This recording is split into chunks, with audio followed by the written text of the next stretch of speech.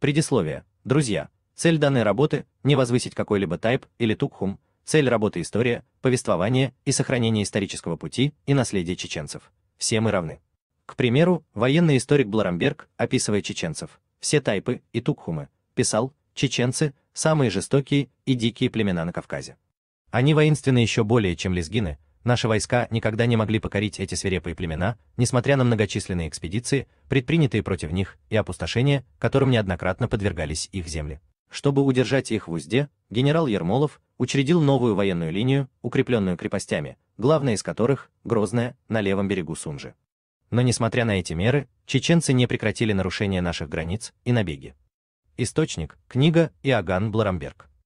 Историческое, топографическое, статистическое, этнографическое и военное описание Кавказа.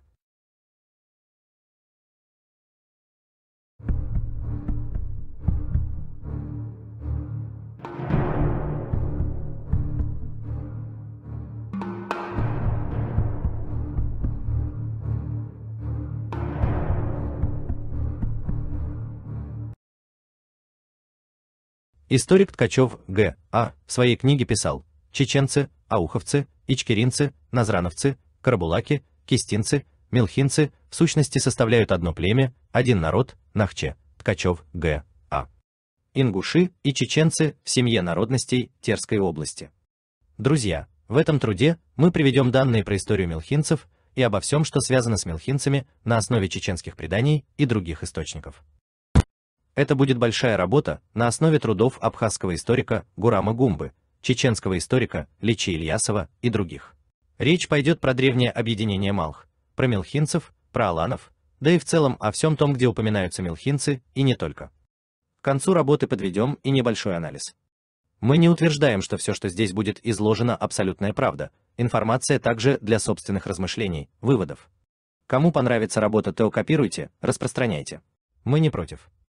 Мелхинцы, мелхистинцы, малхистинцы считаются древним и большим чеченским тайпом, также называются древним и большим чеченским тукхумом из группы родственных тайпов. История мелхинцев уходит своими древнейшими корнями вглубь веков. Малхий – это один из древнейших чеченских тукхумов. В тукхум Малхий входят тайпы Басти, Бенастхой, Италчхой, Камалхой, Кхаратхой, Каганхой, Мешей, Саханхой, Тератхой, Джархой, Эрхой, Амхой. Малхистинцы в чеченских преданиях славятся в прошлом как неспокойное племя, достаточно коварное и воинственное, кровная месть случалась в малхистинском обществе нередко. А в том числе малхистинцы периодически то дружили, то вступали в схватки с соседями малхистинского общества, грузинами. Известно в чеченских кругах и старинное предание, что малхистинское общество в древний период именовало себя Малх. Малх по-чеченски означает «солнце». У этого древнего племени в очень древний период, как гласит чеченское предание, бытовал некий культ солнца, оттого они и называли себя Малх. Причем по этому преданию в то же время известно, что название Малх было в целом раньше вообще общечеченским. Данное название носили в целом все как чеченские, так и ингушские тайпы. То есть это было некое объединение тайпов, причем данное объединение носило и военизированный характер. Сам главнейший центр всех древних чеченцев и данного объединения находился в области Малхиста, в области родины чеченской общины Малхий. Возможно, община Малхий, мелхинцы, мелхистинцы, малхистинцы и область Малхиста были основным эпицентром объединения всех тайпов, входящих в объединение Малх, которое носило военизированный характер.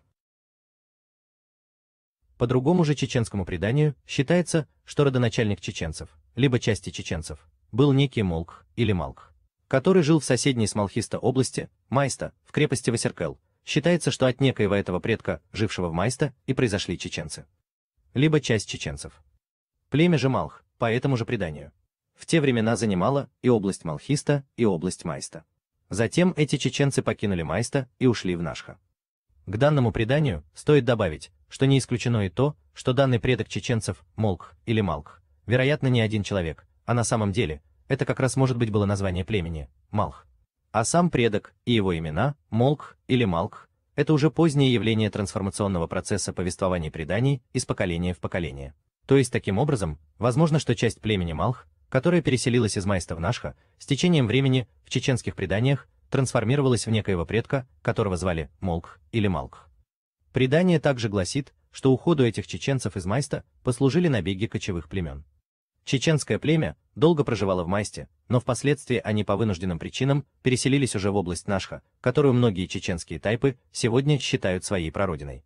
Переселению этих чеченцев из Майста в Нашха послужили набеги кочевых племен персов. По преданиям, чеченцы в Майсте несколько раз смогли отбить нападение врага. Битвы происходили у крепости Васеркел, силы были неравные. Враг был более многочисленным, но атаки удавалось отбивать, однако однажды персы поступили по-хитрому, пробрались незаметно и перебили почти всех защитников Васеркел, овладев крепостью. Остатки чеченцев, защищавших Васеркел, вынуждены были уйти. А крепость Васеркел пала. В связи этого, выжившие после боев и атак, остатки чеченцев со своими семьями вынуждены были покинуть Майсту, и по итогу они переселились в Нашха, где они надолго осели и где после всех этих событий начали свое возрождение заново. Таково предание. Предание, правда, не говорит конкретно, целиком ли чеченцы покинули Майста после оккупации персов, продвинулись ли потом персы далее в Малхиста или нет, не исключен и тот факт, что после этих событий, когда многие чеченские воины в Майсте погибли, что была и часть чеченцев, которая, возможно, не смогла спастись, эмигрировать, данная часть могла быть в культурном и языковом отношении ассимилирована завоевателями. Такую ситуацию тоже мы не можем исключать.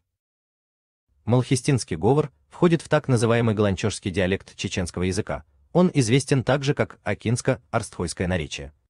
Галанчожский диалект чеченского языка распространен среди тайпов и тукхумов, традиционно проживающих в Галанчожском районе Чечни: Орстхой, Нашхой, Лам, Акхи, Кей, Галай, Елхарой, Малхи.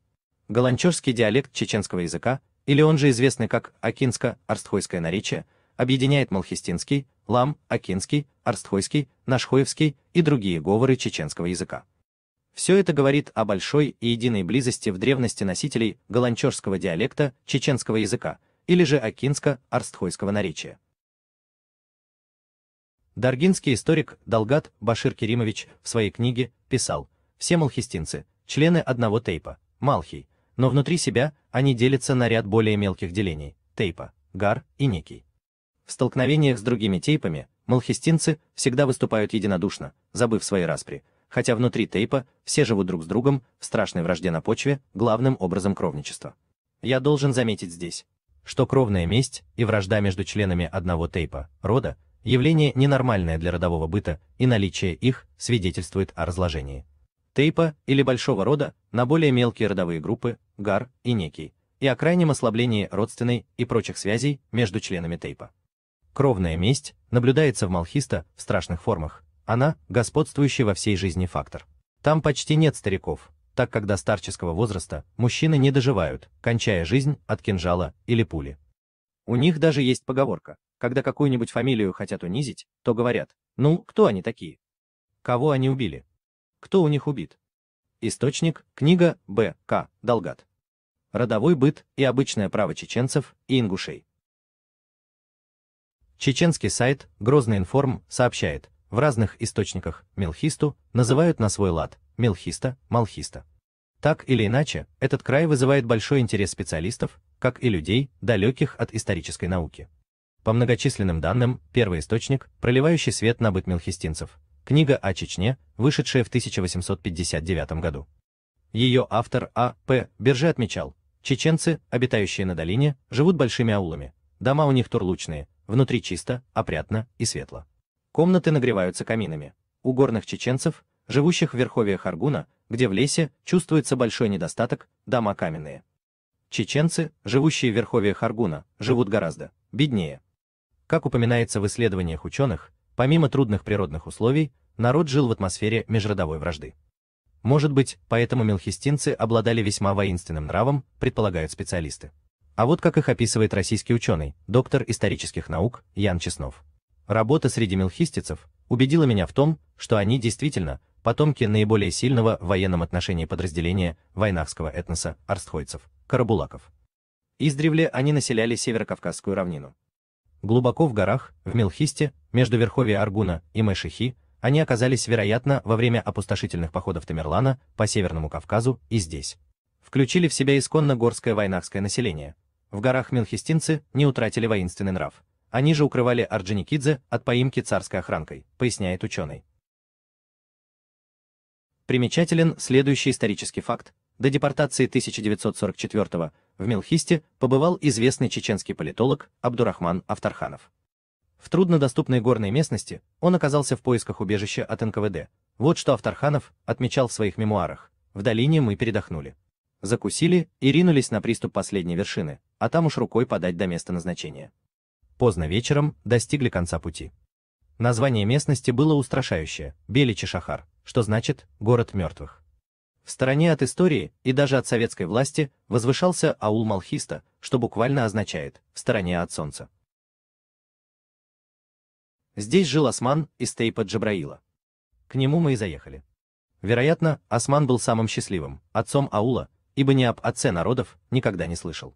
Не имел представления ни о газетах, ни о радио. В их селение посланцем от советской власти приезжал лишь раз в 3 года фининспектор.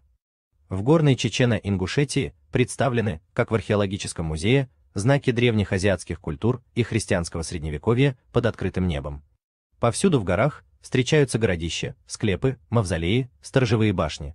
К памятникам старины принадлежал и город мертвых. Боевую башню в горах имел каждый чеченский тейп, даже если он жил в долине. Боевая башня тейпа была одновременно символом его престижа и границей обороны от иноземных завоевателей. Далее Афтарханов пояснил: соль на Кавказском хребте заменяет деньги. Мало что можно было купить за деньги, а за соль – все. Керосин и спички тоже высоко ценились, но без них все же обходились. Все, что нужно было для домашнего обихода, а также одежду и обувь, производили сами. Хозяйства здесь преимущественно овцеводческие. Курдюки весили порой столько же, сколько сама овца. Тогда хозяева делали тележки, чтобы овца могла возить свой курдюк. Сеять хлеб умудрялись на лоскутках земли в лощинах, на покатых склонах гор и даже на крышах саклей. Коммуникаций никаких. Сосед соседу на противоположном уступе горы, чтобы не добираться полдня вверх-вниз по извилистым тропам, зычно кричит вести. В забытом богом и цивилизацией ущелье гнездились жалкие сакли-малхисты. Как велика должна быть любовь к свободе и независимости наших предков, если они предпочли суровую жизнь отшельников в этих диких горах всем жизненным благом в долине, где хозяйничали чужеземцы. Я остался у Османа. Часто ходил вместе с ним пасти отару, которую он перегонял с плато вниз к ущелью. Солнце туда заглядывало на час-два, жизнь в стороне от солнца. Почему же? Я выбрал местом убежища именно Малхисту. После освобождения встретил я приятеля, которого не видел лет 10. Происходил он из чуждой семьи, поэтому был исключен из высшей школы, а чтобы спастись от репрессий, исчез из города. Вот он-то полушутя полусерьезно и предложил: будут трудности, приезжай ко мне в Малхисту, там раньше Богу душу отдашь, чем чекиста встретишь. Рассказывал о тамошней жизни, о нравах и обычаях, легендах и памятниках старины. Я поблагодарил его. Трудности случились, и я прибыл к нему в гости. Раньше, чем вернулся он из Грозного. Это была моя вторая неудача, или удача. Не прошло и 2 недель, как я сказал себе, в этих суровых краях, в этой оторванности от мира, может жить только человек, который здесь родился, вырос и никогда не спускался в долину. В Малхисте царил патриархально-родовой строй, но человеку, вкусившему урбанизированной жизни, в таком угрюмом краю выдержать трудно. И я решил, лучше рисковать жизнью, чем прозябать в небытии. Осман, который меня очень хорошо принял, понимающе наблюдал, как я тоскую, и ничуть не удивился, когда я попросил его организовать мое возвращение в Галанчош. Между тем, первые археологические исследования в Мелхисте начались с конца 1950-х. Вот что рассказал по этому поводу в беседе с МС известный ученый-археолог, заместитель директора Института гуманитарных исследований Академии наук ЧР Хамид Мамаев. В составе Северо-Кавказской археологической экспедиции работал известный археолог, кавказовед Владимир Иванович Марковин. Он возглавлял так называемый горный отряд, который вел исследования в верховьях Аргунского ущелья. Так вот, Мелхистанский некрополь Марковин исследовал первым из археологов того времени. Уже тогда, в конце 1950-х, все склепы, скажем так, были потревожены. Марковин составил план некрополя. В научных изданиях опубликованы его материалы. Я же впервые увидел Мелхисту в 1984-м. В боевых, полубоевых и жилых башнях ничего не осталось от деревянных перекрытий, они выгорали во время войн и иных вооруженных конфликтов. Что касается склепов, в них мы находили железные ножи, украшения, стеклянные бусы, серьги из бронзы и низкопробного серебра. Фрагменты одежды, например, рубах из шерсти и хлопка овечьих, полушубков, черкесок и так далее. Надо сказать, склепы были многоярусными, в них погребали достаточно большое количество умерших. Да, на пространстве площадью 2 на 3 метра могли быть останки от 100 до 200 человек. Это выяснилось в результатах наших исследований тех лет и подсчетов погребенных по костным останкам. Дело в том, что хоронили их там не всех сразу, а в течение столетий, 300, а может быть 350 и даже 400 лет. Конечно. И в середине 1980-х склепы производили гораздо большее впечатление, чем то, что осталось от селения Мелхисты.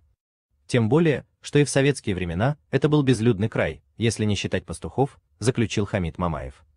Историческая область Чеченской республики Мелхиста пустует со времен депортации 1944 года. Около 30 жилых и боевых башен, а также 42 склепа города мертвых рассматриваются сегодня. Правительством ЧР в числе главных достопримечательностей высокогорья и основных опорных пунктов развития индустрии туризма в республике. Источник, сайт, Грозный информ. Статья «Знаки Мелхисты. Молодежная смена». Чеченские историки Нухажиев и Умхаев в своей книге также приводят интересные данные. Ингуши также сближали горных Акхи с чеченцами, причем в качестве акинских областей воспринимались не только Ялхрой, но и Майста и Малхиста. Источник, книга Нухажиев Н.С. Умхаев Х.С. В поисках национальной идентичности. 2012 год. По поводу того, что в Ялхре преобладали чеченцы-акинцы, это и так известно в чеченских преданиях. Но что и Майста, и Малхиста считались акинскими областями, то есть акинскими, связанными с чеченцами-акинцами, это довольно интересная информация. Акинский фактор здесь в целом достаточно интересен, кстати, как и мелхинцы, так и акинцы считаются древнейшими чеченцами. Также очень древними считаются шаройцы, чеберлоевцы и другие. Древними, в плане уже как образования этих обществ, имеется в виду, чеченцы все являются древнейшим народом. Стоит добавить, что по некоторым также данным, есть информация, что акинцы могли быть предками в целом многих чеченцев, к примеру, даргинский историк Башир Керимович Далгат. В своей книге пишет, там в стране Бажлама, рассказывают старики-чеченцы, есть горы, из которых вытекают реки Асса, Фартанга, Геха. Это горы Акилам, там живут, или по крайней мере, жили при наших предках, лам-кристы, горные христиане. Это наша колыбель, как и других чеченских родов. Сменилось 14 поколений с тех пор, как наша часть лам-кристов вышли из своего гнезда по причине малоземелья и протянулись на восход солнца. Источник, книга Б. К. Далгат. Первобытная религия чеченцев и ингушей. Также крупнейший историк Н.Г. Волкова в своей книге особую подчеркивает связь мелхинцев с акинцами. Она писала, среди ингушей известна также точка зрения, по которой арстхойцы – это самостоятельный народ, но язык которых близок к чеченскому. По представлению жителей Альгеты, Орстхой – это реальный народ, родственный акинцам и малхистинцам, но не галгаевцам. Сохранившееся до наших дней среди западных вайнахов понятие об арстхойцах как своего рода военной касте в известной мере отражает реальную историю арстхойского народа. Их башни, построенные в верховьях реки Фартанги, считались наиболее совершенными постройками. То есть арстхойцы, которые наполовину по чеченским преданиям сформированы из акинцев, родственны мелхинцам. Источник, книга Волкова Н.Г. Этнонимы и племенные названия Северного Кавказа. Москва, 1974 год. В целом из всего этого можно заключить, что тут не остается сомнений о близких связях акинцев и мелхинцев. Абхазский крупнейший историк Гурам Гумба в своей книге касается истории расселения в древности нахских племен, а также истории малхистинцев. Он пишет, исследователями убедительно доказано бесспорное нахское происхождение этнонима Нахчематианг, упомянутого древнеармянским географом в перечне племен, обитавших в азиатской Сарматии. По единодушному мнению ученых, этноним Нахчематианг состоит из двух компонентов – нахча и мат, с прибавлением свойственного древнеармянскому языку окончания множественного числа – янг. Нахча представляет собой самоназвание нахского народа чеченцев – Нахчоо, Нахчоо, причем в ашхарацуйца отражена его первоначальная форма – Нахча, Нахчоо. Что же касается компонента мат, то это слово в нахских языках имеет широкое распространение и употребляется в различных значениях – язык, земля, страна, место, племя, народ. Так или иначе, термин Нахчематианг, встречающийся в тексте ашхарацуйца, несомненно, является нахским этнонимом. Этноним Нахаматианг употребляется в ашхарацуйца не только в этническом, но и в политическом собирательном значении, и под этим названием имеются в виду племена. проживавшие в северной и южной частях Центрального Кавказа во второй половине первого тысячелетия д.н. Важные сведения о нахских племенах содержатся в сочинении древнегрузинского историка XI века Леонтия Мравели «Жизнь картлийских царей». Нет сомнения в том, что термин «кавкасиане» Леонтий Мравели употребляет в этническом смысле и обозначает эмнахские племена, проживавшие в районах Центрального Кавказа. На нарисованной в древнегрузинском источнике этнической карте Древнего Кавказа нахские племена, кавкасиане, занимают северные и южные части всего Центрального Кавказа. При этом границы страны нахов, кавкасиане, грузинского историка, и нахаматиан, армянского географа, полностью совпадают. Привлекает внимание этноним Малх, сохранившийся в абхазском и адыгском фольклоре.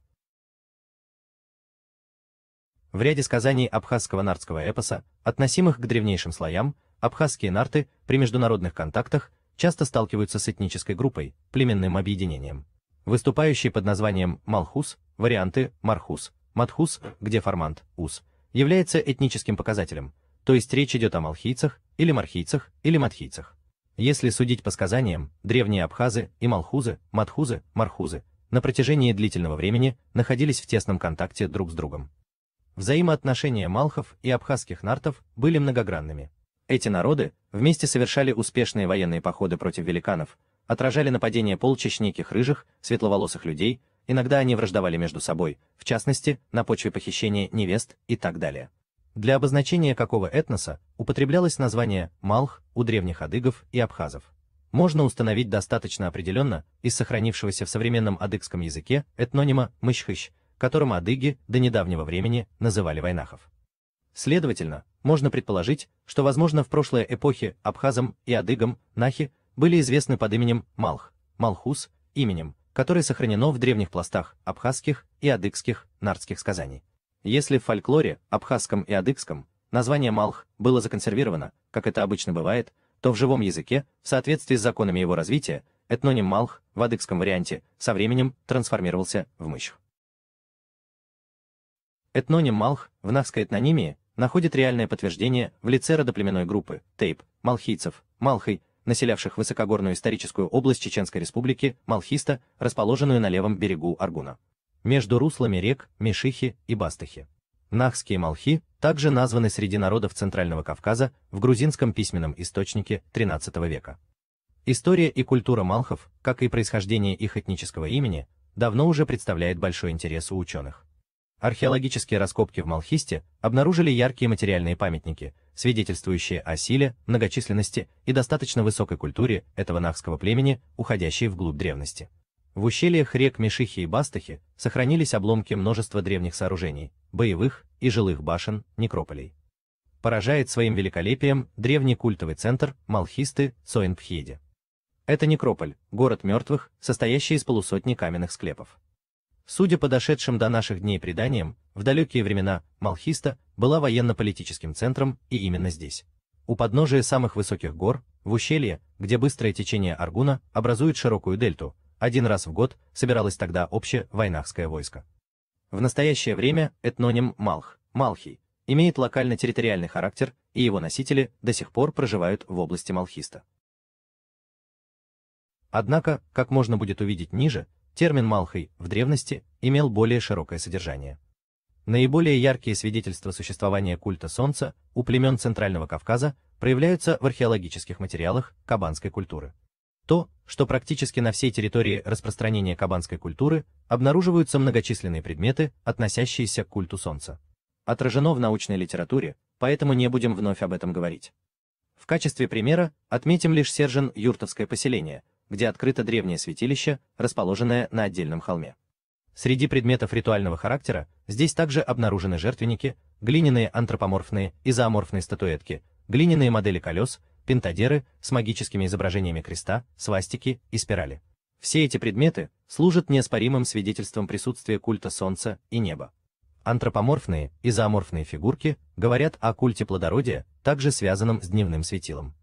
Стоит отметить также и древние каменные здания, сохранившиеся до сих пор в горных районах почти всего Центрального Кавказа. Эти небольшие домики, сложенные из обтесанного камня, обычно стоят на высоких скалах. Обряды моления, совершавшиеся в этих местах еще в XIX веке и зафиксированные многими этнографами. не оставляют никаких сомнений в том, что первоначально эти храмы были посвящены божеству солнца и огня. Обширные древние некрополи, каждый из которых имеет более полусотни наземных склепов, известных у чеченцев и ингушей как Малх-Каш, то есть солнечные могилы, найдены на территории Чечни, Малхиста, Майста, Ингушетии, храм мага Эрды на горе Маготе, святилище Мать Лам, Мята и Северной Осетии, Даргавс, где находится город мертвых, называемый Маат, Матхох. Солнечным является и название соседнего с Малхистой области Майста, Мааста, Маашта и проживающего там родоплеменной группы Тейп, майстинцев. По некоторым преданиям, Майста является прародиной едва ли не всех вайнахов. Общенахский характер культа солнца находит свое отражение и в повсеместном изображении солярных знаков на различных предметах древней материальной культуры чеченцев, ингушей и бацбийцев, что отмечено многими исследователями. На территории Центрального Кавказа найдены также многочисленные изображения тотемного волка на топорах, пряжках, свидетельствующие, по мнению ученых, и мещанинов, и крупнов, о развитости культа волка у древних племен Центрального Кавказа. Как известно, в религиозных верованиях древних людей волк являлся помощником солнечного верховного божества и подчинялся ему. Языческий культ солнца, особенно отчетливо проявившийся в археологических находках, находит отражение и в этнографическом материале, подтверждая, что солнечное божество было главным в пантеоне древних вайнахов. Так, во время всех празднеств, в том числе и в честь других языческих богов, все молельни были обращены на восток, и люди с благоговением наблюдали, как вдали появляется божественное солнце. Когда солнце восходило, все возносили ему хвалу и молитву: «Божье солнце, принеси нам благодать свою». Весьма часто в вайнахских народных сказках и преданиях герои-богатыри идут в бой с заклинанием «Малх Сагахе был, солнце на моей стороне».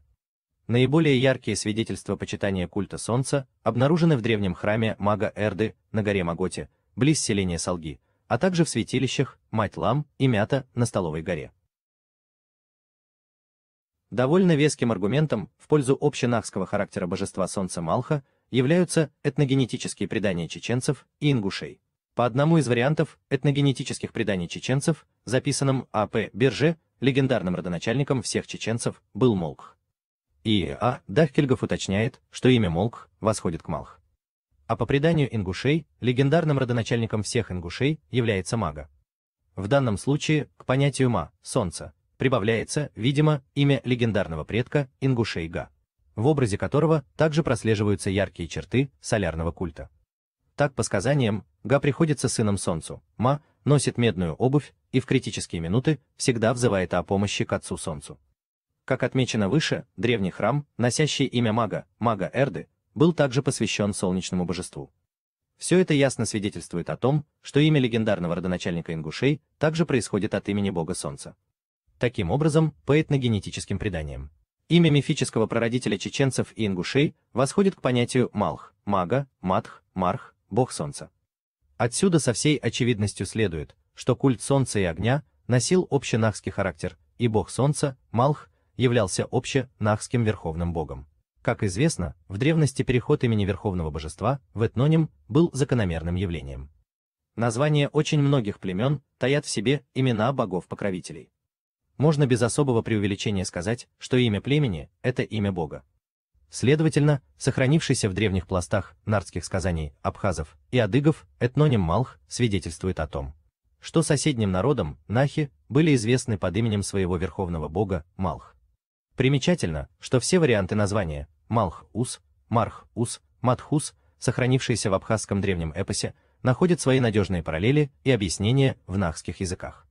Видимо, диалектные варианты Матх, Марх, Малх сосуществовали в нахских языках с древнейшего периода. Об этом свидетельствуют древние топонимы, образованные от имен Малх и Матх, или Мат, с закономерным выпадением ха в сложных словах и связанные с языческими храмами и святилищами. Со временем, с изменением исторической обстановки, а также этнической и политической ситуации, вероятно, произошла и смена верховного бога нахов. Имя Малх, применявшееся для обозначения общенахского верховного бога, в процессе дальнейшего развития и расселения нахских племен, видимо, утратило свое первоначальное значение и превратилось в имя легендарного прародителя нахских народов, чеченцев и ингушей, Малх, Мага. О подобном явлении постепенного смыслового и фонетического расхождения, первоначально общих для родственных племен божеств, писал еще Д. Фрезер. Могло случиться так, что одни и те же божества, когда-то почитавшиеся общими предками до расселения племен, в процессе дальнейшего развития так переродились, что неузнаваемой стала их первоначальная тождественность. Таким образом, появляются веские основания считать, что в нардском эпосе кавказских народов, абхазов и адыгов, нахи упоминаются под именем их верховного бога – Малх. Здесь стоит вспомнить современное осетинское название ингушей – Махьял, Макьял, Махьялон, Макьялон, связь которого с нахским словом Малх, Матх, Магал, кажется вполне очевидной. Замечателен в этой связи тот факт, что форма Махли встречается также и у чеченцев. Так, М.Х. Ашаев пишет, что в Горной Чечне его информатор-чеченец считал себя потомком Махло, а о том, что осетины называют ингушей Махьялон, он не знал. Как известно, чеченцы и ингуши – близкородственные народы. Несмотря на определенные различия, современные чеченцы и ингуши при общении наряду с нахчо, чеченец, и галгай, ингуш, часто используют в качестве самоназвания этноним войнах, войнах, вейнах, наш народ, ты нашего народа. Очевидно, что имя верховного божества, нахов, Малх, Махьял, употреблявшееся у ираноязычных осетин в собирательном значении, как общее наименование древних войнахов. Впоследствии перешло в название одного из войнахских народов, живших по соседству с осетинами, ингушей, а позднее и в название реки, на берегу которой проживали махьялоны-ингуши. Примечательно, что в осетинском фольклоре, как и в адыгском, имя Малх, Мальхсак, сохранилось в основном неизмененном виде, в то время как в живом языке трансформировалось в Махьял, Махьял-он. Здесь же следует отметить тот примечательный факт, что хевсуры, тушины и пшавы называли свою землю Самзеа, предполагая, что она является царством солнца, страной солнечников. В слове Самзеа, где мзе означает солнце, компонент эса, в, Бардавелидзе рассматривает как грузинский префикс принадлежности. Однако не исключено, что в данном случае элемент эса – это войнахское слово, означающее земля, страна, слово, которое в войнахских языках обычно и образует топонимы, сочетаясь главным образом с названием местностей и божеств. Такое объяснение, кажется, более соответствует значению слова самзе – страна, земля, солнечников, или страна, поклонников, солнца. Обращает на себя внимание и тот факт, что понятие самзеа – страна, поклонников, солнца – сохранилось только у горцев, пшавов, хевсур, тушин и других, принадлежность которых в древности и в средневековье к войнахскому этническому миру давно уже не вызывает сомнений в научной литературе, в то время как среди населения остальной части современной Восточной Грузии это понятие не встречается. Таким образом, в абхазских, адыгских и осетинских нардских сказаниях сохранен древний общенахский этноним Малхи, являющийся производным от имени общенахского верховного бога Малх. В качестве этнонима название Малх сохранилось и поныне в имени ингушей Махьялон и нахского тейпа Малхи. На первый взгляд, может показаться, что предлагаемая интерпретация языческого пантеона и этногенетических преданий чеченцев и ингушей входит в противоречие с тем, что верховным богом в языческом пантеоне чеченцев и ингушей является Диела, Дьяла, Дала. Однако на самом деле здесь нет никаких противоречий. Как известно, у многих древних народов на протяжении их истории менялись верховные божества. Происходило это по самым разным причинам, чаще всего политического характера. В результате объединения племен, которое могло происходить как путем межплеменных войн за главенство, так и мирно, перед лицом внешнего врага, божество племени, возглавившего такой союз, становилось верховным богом. Так, по мнению И.Ю. Алероева, в древневойнахском пантеоне верховными богами в разные периоды были Дьяла, Тха, Цу. Из-за отсутствия соответствующих источников информации трудно с точностью указать, в какие именно периоды древней истории нахов, божества Малх, Матх и Дьяла являлись верховными богами. По мнению Р. И. Сефербекова, Дьяла был верховным богом единой северокавказской этнической общности эпохи древности. Однако бог Дьяла присутствует в пантеоне божеств нахских и дагестанских народов, в то время как у абхазов и адыгов он неизвестен. Можно, конечно, предположить, что у последних с течением времени имя божества Дьяла могло быть утеряно. Но более вероятным представляется, что Дьяла был верховным божеством в период нахско-дагестанской этноязыковой общности. Появление Малх, Матх, Марх в качестве верховного бога нахов относится, вероятно, к периоду распада нахско-дагестанской общности на нахскую и дагестанскую, произошедшему в конце 3-го, начале 2-го тысячелетия до нашей эры. Формирование нахской этнической общности неизбежно требовало замены старого верховного бога на нового, который соответствовал бы сложившимся новым историческим условиям. Таким божеством, явившимся верховным богом нахов во втором и первом тысячелетии до нашей эры, следует, скорее всего, считать Малх, Матх, бог солнца. Сказанное, безусловно, не исключает существование божества по имени Диела, Дьяла, параллельно с верховным богом Малхом и почитание его в качестве локально-племенного. Позднее, вероятно, в раннесредневековый период, на смену Малху в качестве верховного бога, по-видимому, выдвигается Диела, Дьяла. К сожалению, нет прямых доказательств, подтверждающих вышеизложенную гипотезу, но я не стал бы выносить ее, если бы не было для этого определенных оснований.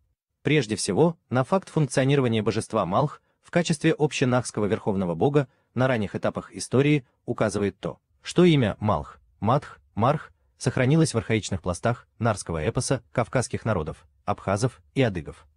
Разумеется, в сказаниях отражен тот период, когда Малх, бог солнца, являлся верховным божеством древних вайнахов. Античные авторы оставили нам довольно много этнонимов, связанных с народами Кавказа. Однако греко-римские авторы имели весьма смутные представления об этногеографии Кавказа. Поэтому, учитывая, что в античной литературе тот или иной этноним мог быть изменен до неузнаваемости или же переосмыслен на основе греческой этимологии, нельзя, конечно, ожидать от авторов греко-римского мира точности при фиксации этнических наименований кавказских племен и осведомленности в вопросах местонахождения носителей этих наименований. И тем не менее большинство сохраненных античными авторами кавказских этнонимов имеют параллели в названиях современных народов Кавказа и надежную этимологию. Однако, большая часть из них трудно объяснима. А некоторые вовсе неизвестны в современной кавказской этнической номенклатуре. Будучи введенными в научный оборот, эти этнонимы вызывают оживленные дискуссии. Одним из таких этнонимов, с трудом поддающихся конкретной локализации и этнической идентификации, является загадочный этноним Махли, упоминаемый при описании Кавказа античными авторами Лукианом Самосадским и Клавдием Элианом. По Лукиану, по своей значимости на Кавказе и близлежащих регионах, Махли приравнены к скифам, сарматам, колхам и Боспорскому царству. И уже сам этот факт подчеркивает общеизвестность и значимость данного народа, а также отражает существовавшую традицию достаточно четкого этнического отграничения махлиев от других народов. Для нас важно подчеркнуть факт присутствия в сочинении Лукиана наряду со скифами, сарматами, колхами и другими народами махлов. В комментариях к текстам античных авторов в издании В. Латышева, Л. А. Ельницкий, отождествляя махлиев Лукиана с махелонами Ариана, отмечает, что махли должны быть локализованы на севере Колхиды. Р. Ж. Бетрозов же размещает махлиев на западном побережье Азовского моря. Однако трудно судить, на чем основана такая локализация, ибо автор не дает никаких обоснований, да и вряд ли их можно найти, так как это противоречило бы сведениям, приведенным Лукианом. И все же, несмотря на видимую сложность, детальный анализ текста Лукиана позволяет все-таки более или менее конкретизировать территорию проживания махлиев. Отправным пунктом здесь служит то, что Адирмах увез свою невесту в Меотию к махлиям. Место расположения Меотии, Меотида, античным авторам было известно довольно хорошо. Это восточное побережье Азовского, Меотийского моря. В то же время нельзя упускать из виду то обстоятельство, что именем Меотия древние авторы часто обозначали не только восточное побережье Азовского моря, но и территорию всего Азовско-Каспийского бассейна и даже Аральского озера. Следовательно, термин Меотия употреблялся в двух смыслах. В узкособирательном, когда имелись в виду собственно меотийские, древнеадыгские, племена восточного и северо-восточного побережья Азовского моря, и в широком, собирательном, когда имелась в виду вся территория Северного Кавказа. Поэтому локализация тех или иных племен и народностей, размещенных античными авторами в Меотии, требует тщательного исследования. И в выражении Лукиана Махлии в стране Меотии имеем лишь общую ориентацию проживания махлиев на востоке от Азовского побережья. О махлиях на Северном Кавказе упоминает и другой античный автор Клавдий Элиан. Некто по имени Дионисий, по занятию купец, свидетельствует Элиан, часто совершавший из-за корыстолюбия многие отдаленные плавания и поднявшийся далеко от Меотиды. Купил там колхидскую девушку, которую похитили махлии, одно из тамошних варварских племен. По Элианау, купец Дионисий прибывает в страну махлиев. Поднявшись далеко от Азовского побережья, что косвенно указывает на направление его пути к верховьям Кубани, Ставропольской возвышенности, то есть в районы Центрального Кавказа. Факт проникновения боспорских греков в центральные районы Северного Кавказа уже с V века до нашей эры сегодня ни у кого не вызывает сомнений. Об этом свидетельствуют как археологические находки, так и сохранившиеся на них греческие надписи. Судя по найденным предметам античного импорта, Центральный Кавказ был включен в орбиту античной торговли уже с середины первого тысячелетия до нашей эры. В VI-I веках до нашей эры древние греки организовывали фактории, торговые пункты, поселения не только в Прикубании, но и в районах Центрального Предкавказья. Представляется вполне вероятным, что Дионисий поднялся далеко от Меотиды в одну из таких факторий, расположенную в западной части Центрального Кавказа, где и купил колхидскую девушку. Подтверждением проживания махлиев Элиана именно в районах Центрального Кавказа служит и то обстоятельство, что махли похитили именно колхидскую девушку, что возможно было совершить, лишь будучи соседями колхов. Стоит также отметить, что древняя Колхида по своему соседству была особо довольно близка в том числе современным юго-осетинам, северным осетинам, адыгам. И крайне интересно предположение Угумбы, что на территориях близких к древней Колхиде в древности проживало племя махлиев, соседи колхов. То есть, возможно, очень давно и в этом ареале проживало под названием Малх объединение разных нахских тайпов, либо же, возможно, очень давно и в этом ареале проживали собственно мелхинцы, проживал конкретно Тукхум-Малхий. Далее Гурам Гумба пишет: таким образом, данные древнегреческих авторов Лукиана и Элиана о локализации во второй половине первого тысячелетия до нашей эры махлиев в районах Центрального Кавказа дают определенные основания предположить, что этноним махли античных источников является искаженной формой названия Малхи, и перед нами один из многих примеров изменения термина в другой языковой среде вследствие метатезы Малхи-Махли. Вероятно, нахский этноним Малхи попал в античную литературу через абхазскую, адыгскую или ираноязычную, сарматскую среду уже в измененной форме Махли. Думается, что все вышеизложенное дает достаточно оснований для следующего заключения. В первом тысячелетии до нашей эры абхазам, адыгам и ираноязычным племенам нахи были известны под названием Малхи, Малх-Ус, Матх-Ус, Марх-Ус или Махли, по имени верховного бога нахов, Малх, бог солнца. Через абхазские или адыгские или ираноязычные племена это имя было известно и античным авторам в форме Махли, Малхи. Здесь следует обратить внимание на два важных момента. Во-первых, по тем данным, которые мы имеем и на основании которых можем делать выводы, территория, занимаемая Малхами, Махлами, фактически совпадает с местами локализации нахаматиан армянского географа, рукопись Ашхарацуйц, и кавкасиан Леонтий Мравели, рукопись Картлис Цхавреба. Во-вторых, существование общенахского верховного бога, Малх, в его развитой форме относится к середине и второй половине первого тысячелетия до нашей эры.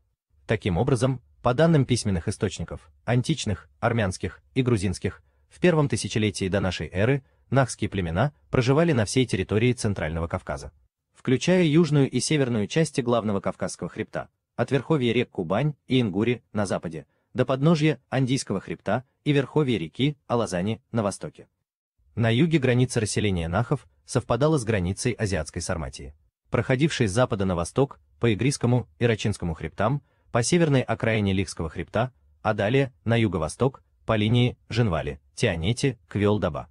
Довольно сложно определить северные пределы, но, видимо, они доходили до степных районов Предкавказья.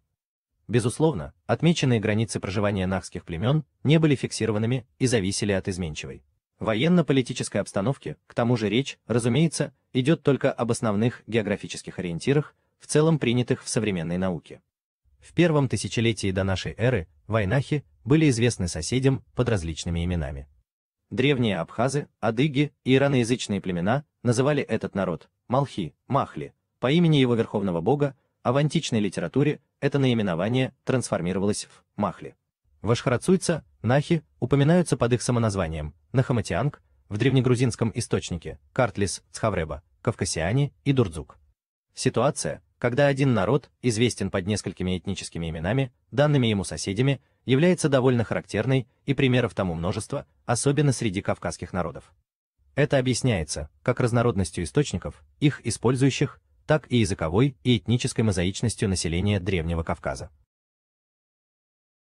То есть по Гумбе здесь выходит такая ситуация, что древние нахи под самоназванием Малх, объединение разных тайпов, проживали на всей территории Центрального Кавказа, включая южную и северную части главного Кавказского хребта, а также, судя по всему, эта зона обитания и, само собой, обширно была занята непосредственно мелхинцами. Далее Гурам Гумба пишет: почти полное совпадение сообщений разных, независимых друг от друга источников о проживании древних вайнахов в первом тысячелетии до нашей эры на всей территории южной и северной частей Центрального Кавказа, как будто оставляет мало места для сомнений.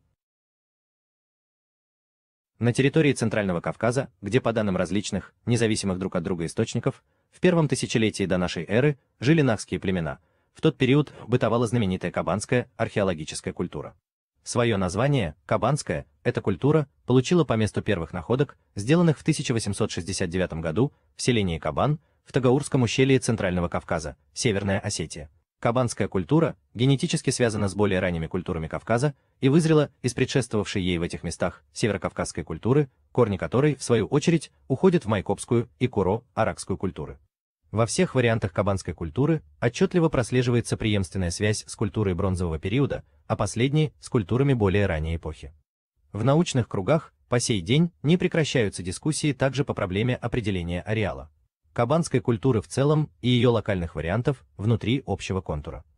Тем не менее, безусловным и бесспорным итогом более чем столетнего изучения данной культуры стало то, что сейчас ее ареал устанавливается по всему Центральному Кавказу, включая обе стороны Большого Кавказского хребта и высокое плато современной Ставропольской возвышенности. Что касается проблемы конкретной этноязыковой принадлежности носителей данной культуры, то, говоря словами В. И. Кузнецова, сейчас мы можем утверждать лишь то, что древние кабанцы органически связаны с кавказским этнокультурным миром и являются местными кавказскими аборигенами. Однако остается открытым вопрос о том, принадлежали ли они, скажем, к кругу протовойнахских племен или представляли самостоятельную языковую и этническую общность. Тем не менее, большинство археологов склонны решать этот вопрос в пользу именно нахских племен. По Е. И. Крупнову. После последовательного и неоднократного внедрения ираноязычных элементов в местную кавказскую этноязыковую среду кабанской культуры стали формироваться основы будущих народностей срединной части Северного Кавказа, чечено-ингушей и осетин. Согласно В. И. Абаеву, осетинский язык – это иранский язык, формировавшийся на кавказском субстрате. И этот субстрат является общим для чечено-ингушского и осетинского языков и родственным чечено-ингушскому языку. В. И. Марковин считает, что современные осетины в древности также были вайнахами. А затем долгое соседство с аланами и их влияние лишили их родного языка, и они стали называться осетинами, а другая часть вайнахов, ингуши и чеченцы, сохранили свой язык. В. Б. Виноградов выдвинул гипотезу о наличии у кабанцев в VII-IV веках до нашей эры общего наименования, которое в определенных условиях отражало самосознание кабанской этнической общности. В настоящее время, похоже, можно говорить о том, что гипотеза, выработанная известным кавказоведом на основе изучения археологического материала, находит реальное подтверждение в письменных источниках. Так, в армянском источнике отражено общее самоназвание нахов, нах, нахаматиан в грузинских. И античных источниках приведены общие, собирательные названия древних вайнахов, кавкасианы, махли, малхи, под которыми они были известны своим соседям. Как было отмечено, все упоминания нахских этнонимов, встречающиеся в этих источниках, относятся к первому тысячелетию до нашей эры. А территория проживания нахских племен в это время практически полностью совпадает с ареалом распространения кабанской культуры. Таким образом, версия археологов о возможном нахском облике кабанской культуры подтверждается данными письменных источников. Впрочем, следует отметить, что сама постановка вопроса о связи нахского этноса с кабанской археологической культурой не только правомерна, но давно уже подготовлена развитием всей кавказоведческой науки. При изучении проблем этноязыковой принадлежности кабанской культуры используются самые разные данные – топонимика, язык, антропология, и эти данные, как в отдельности, так и в совокупности, на протяжении многих десятилетий неизбежно приводят исследователей к нахскому этносу. Сравнительный исторический анализ исконно кавказских языков дает неоспоримые доказательства формирования нахской этноязыковой общности на территории распространения кабанской культуры. Непосредственными потомками ираноязычных племен по языку на Кавказе являются осетины. Однако специалисты-языковеды обращают внимание на то, что осетинский язык, имея бесспорную иранскую основу, в то же время носит глубокие следы влияния кавказских языков в фонетике, лексике, морфологии, синтаксисе, которые не могут рассматриваться как внешние заимствования, а представляют органический вклад из кавказского субстрата из тех языков, которые были на данной территории до появления здесь североиранских племен. Как отмечает И. Абаев, в осетинском мы имеем дело не только с кавказскими влияниями, но с кавказским субстратом. Что это значит? Это значит, что в формировании осетинской этноязыковой культуры кавказский элемент участвовал не только как фактор внешний, чужеродный, но также как фактор внутренний, органический, как подпочвенный слой, на который сверху наложился слой иранский. Кроме того, И. Абаев особо подчеркивает, что касается позднейших культурных влияний и взаимодействий осетин с соседними кавказскими народами, грузинами, кабардинцами и другими, то их мы, конечно, не должны смешивать с проблемой субстрата. Проблема субстрата есть проблема становления языка и народа. Относительно вопроса о том, какой именно из кавказских языков сыграл роль субстрата в осетинском языке, И. Абаев отмечает, что в осетинском имеются отложения, идущие из местных субстратных и фетических языков, родственных, по-видимому, чечено-ингушскому. При этом он дает четкие научные критерии, по которым можно отличить языковой субстрат от заимствований, произошедших в процессе культурных взаимовлияний и взаимодействий. Отвечая скептикам, которые считают, что чеченские и ингушские элементы, имеющиеся в осетинском языке, следует все же называть не субстратом, а заимствованием, известный языковед пишет, что такой скептицизм лишен основания и порождается недостаточной осведомленностью в существе дела. Помимо языковых, явление субстрата характеризуется другими последствиями – антропологическими, этнографическими, всем обликом материальной и духовной культуры. Стало быть, о субстрате можно говорить только тогда, когда налицо весь комплекс его проявлений – антропологических, этнографических, языковых. Для осетинского это проверено и полностью подтверждается. Огромный пласт кавказской субстратной лексики, содержащийся в осетинском языке, довольно ясно показывает, что появление ираноязычных племен на Кавказе не привело к вытеснению коренных жителей, как это иногда пытаются представить. Лексика осетинского языка, в которой названия, отражающие исконно горский уклад жизни, горную флору и фауну и имеющий субстратный характер, восходит в основном к нахским языкам. Этот факт, вне всякого сомнения, свидетельствует, во-первых, о том, что в районах Центрального Кавказа пришедшие ираноязычные племена встретили именно нахские племена, во-вторых, пришлое и автохтонное население долгое время проживали совместно, вследствие чего имел место длительный период двуязычия, в течение которого часть нахского населения, переходя на иранский язык, продолжала одновременно пользоваться старым языком и, говоря на новом языке, использовала норму произношения родного языка, перенося из него в иранский, осетинский, множество слов. Как известно, наличие языкового субстрата предполагает наличие субстрата этнического. Именно присутствие всех проявлений субстрата, антропологических, этнографических и языковых, в комплексе, а также поразительное сходство материальной и духовной культуры ираноязычных осетин с культурой нахских народов, чеченцев и ингушей, дало основание для заключения о том, что современные осетины в древности также были вайнахами, а затем долгое соседство с аланами и их влияние лишили их родного языка, и они стали называться осетинами, а другая часть вайнахов, ингуши и чеченцы, сохранили свой язык. То есть, перед нами хорошо известный из истории пример, когда население определенной территории, оставаясь биологическими потомками ее более ранних обитателей, усваивает язык немногочисленных пришельцев и превращается в народ иной языковой принадлежности. Причины перехода части нахского населения на иранский язык могли быть различными, но основная причина кроется скорее в легкости и доступности иранского языка по сравнению с богатыми горловыми звуками нахского языка.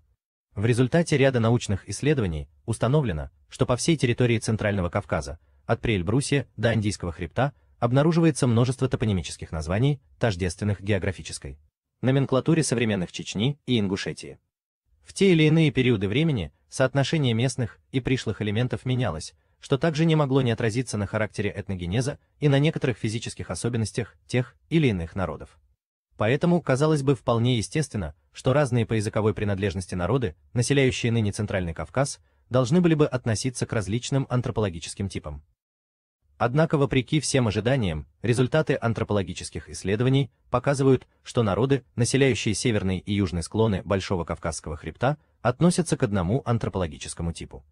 Нахи, чеченцы, ингуши и бацбийцы, ираноязычные осетины, тюркоязычные карачаевцы и балкарцы, грузиноязычные горные этнографические группы современной Грузии, сваны Метийского и Метехского районов, хевсуры, махевцы, пшавы, тушины, мтиульцы и гудамакары, а также аварцы, андийцы и дедойцы Дагестана, обнаруживают специфическое сходство в антропологических признаках, что свидетельствует об общности их происхождения и об их принадлежности к единому, особому антропологическому типу, названному учеными кавказионским. Генетическое толкование антропологических взаимоотношений между перечисленными группами населения привело исследователей к мнению о едином, общем, широко распространенном субстрате становления и формирования означенных групп. Таковым является кавказионский антропологический тип, который является автохтонным на территории Кавказа и представляет собой самый кавказский из всех кавказских типов. Кавказионскому типу более 3000 лет, а значит, он восходит ко времени бытования на территории Центрального Кавказа кабанской культуры.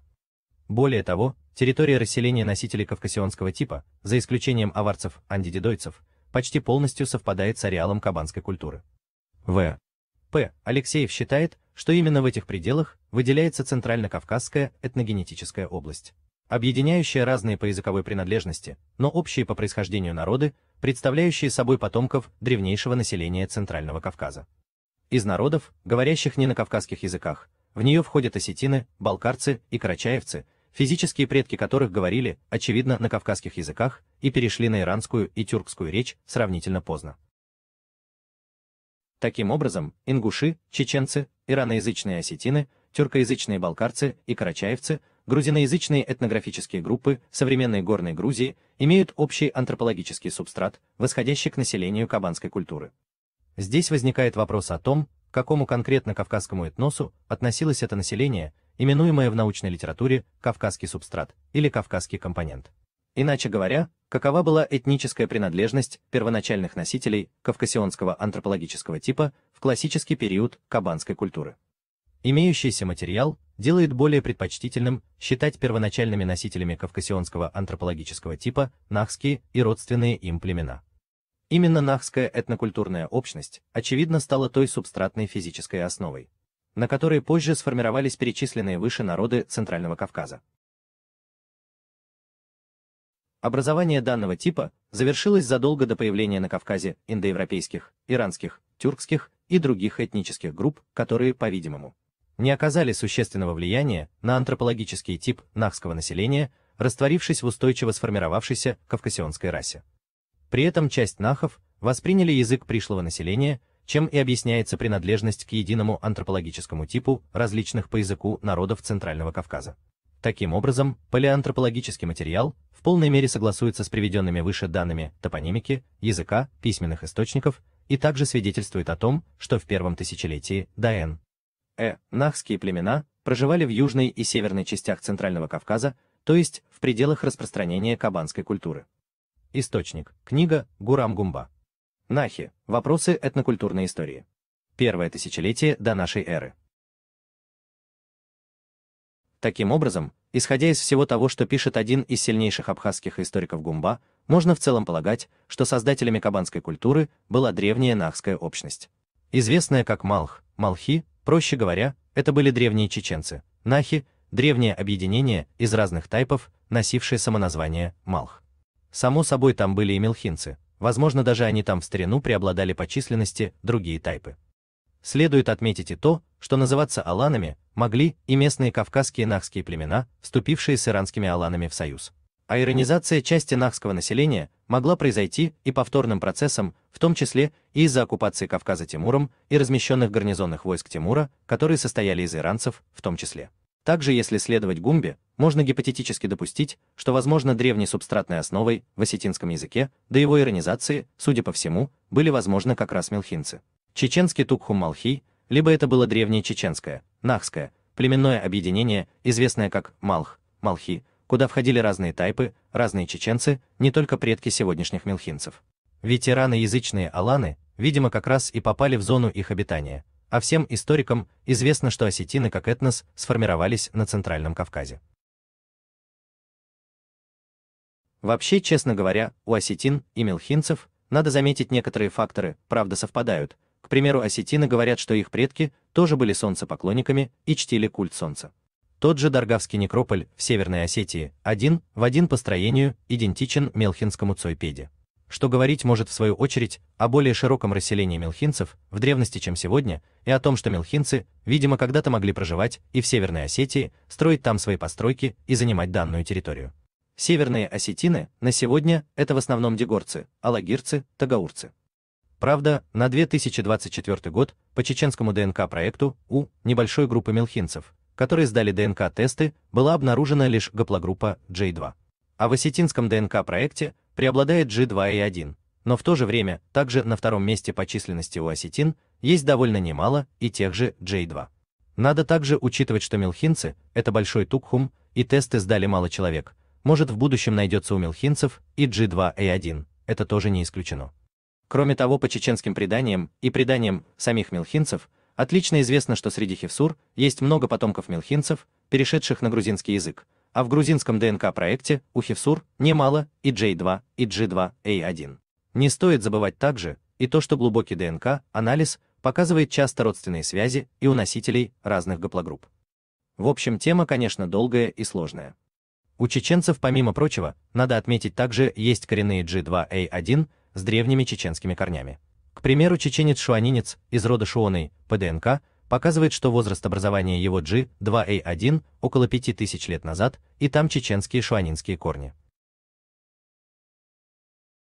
Есть и другая интересная информация, на которую можно опереться, по той же J2, к примеру, допустим, если взять научную генетическую статью, в разработке которой принимали участие грузинский ученый-генетик и Насидзе и другие ученые-генетики, то там можно видеть, что, к примеру, если брать в целом нахскую J2, включая и чеченцев, и ингушей, или, если правильнее говоря, если брать чеченскую, нахскую, J2 составляющую, то, как видно, довольно большой процент прослеживается у осетино-лагирцев, чуть меньше. Но тоже внушительный процент присутствует также у юго-осетин. А вот у осетин-дегорцев почему-то, что нас крайне удивило, показатель чеченской, нахской, J2 составляющей оказался совсем мизерный. У дегорцев самый большой процент G2. Дегорцы у Насидзе, как нам видно, если говорить от больших связей до меньших, к примеру, показывают большие связи с рутульцами Дагестана. С лезгинами Дагестана чуть меньше, но тоже хорошие связи также у дегорцев показаны с грузинами, абхазами, карачаевцами, ингушами. Но чеченскую, нахскую, J2 у дегорцев по Насидзе мы наблюдаем в мизерном проценте. Что нас крайне удивило, так как много преданий было у чеченцев, что дегорцы потомки чеченцев. Научная статья Mitochondrial DNA and Y хромосоме Variation in the Caucasus. 2004 год. Авторы I. Насидзе, E. Уай, S. Лин и другие. При поступлении новых ДНК-тестов и новых исследований информация будет обновляться.